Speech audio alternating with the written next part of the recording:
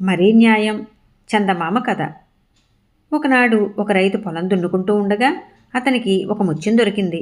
అది చాలా ఖరీదైనదిగా కనబడింది. దానివల్ల తనకు వేరే ప్రయోజనం ఏమీ లేదు కనుక దాన్ని రత్నాల వర్తకుడికి అమ్ముదామని రైతు పట్టణానికి వెళ్ళాడు.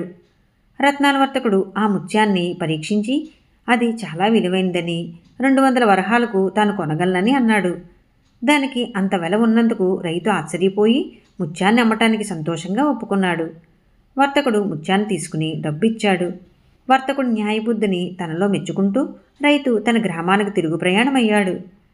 రైతు నగరం దాటి కొంత దూరం వెళ్లేసరికల్లా 2 ముసుగు దొంగలు ఎటు నుంచో వచ్చి రైతు పైన పడి అతని వద్ద ఉన్న 200 వరహాలు లాగేసుకుని పారిపోయారు. రైతు పట్టణానికి తిరిగి వచ్చి న్యాయాధికారిని కలుసుకుని జరిగిందంతా చెప్పాడు. న్యాయాధికారికి రైతును దొంగలు దోచుకోవడం కన్నా రత్నాల వర్తకుడి ప్రవర్తనే విచిత్రంగా కనబడింది. ఎంత మంచి ముత్యమైనా 200 వరహాల కంటే ఎక్కువ ధర చేయదు. రైతు అమ్మినది అపూర్వమైన ముత్యమే అనుకున్నా వర్తకం చేసుకునేవాడు దాన్ని పూర్తి ధర ఎందుకు ఇచ్చాడు? పోనీ రైతు రత్న నిపుణుడైనా కాడు. అలాంటి వాడి దగ్గర ఏదన్నా కొనేటప్పుడు వర్తకులు ఏ 4వ వంతు ధరో ఇస్తారు. మరీ న్యాయపరులైతే సగం ధర ఇవ్వచ్చు, కానీ పూర్తి ధర ఇవ్వటం విడ్డూరం. ఆ వర్తకుడి నిజాయితీని పరీక్షించాలని న్యాయాధికారికి తోచింది. ఆ పరీక్షతో పాటే దొంగలు పట్టుకునే ఏర్పాట్లు కూడా ఆయన చేశాడు.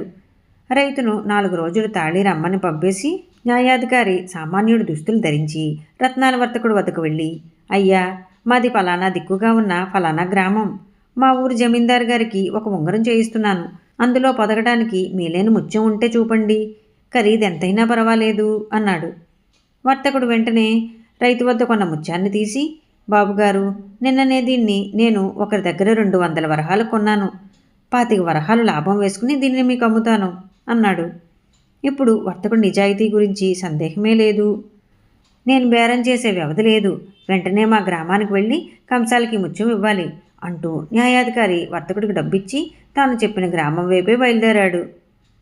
ఆయన ఊహించినట్టే నగరం దాటి కొద్ది దూరం వెళ్ళగానే 2 ముసుగు దొంగలు ఎక్కడి నుంచో వచ్చి ఆయన పైన పడి ఆయన వద్ద ఉన్న ముత్యాన్ని లాక్కున్నారు.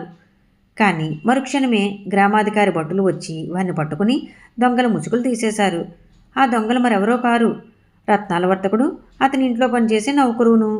రత్నాల వర్తకుడు వర్తకంలో మరీ అంత న్యాయంగా ఎందుకుంటున్నాడో గ్రామాధికారికి అర్థమైంది. ఆయన రైతుకు 200 వరహాలు వర్తకుడి చేతి ఇప్పించి వర్తకుడికి 10 ఏళ్ల పాటు జైలు శిక్ష విధించాడు. ఈ కథ మీకు నచ్చినట్లయితే లైక్ చేయండి, షేర్ చేయండి. మరిన్ని మంచి కథల కోసం మా సంపత్ ఛానల్ సబ్స్క్రైబ్ చేసుకోండి.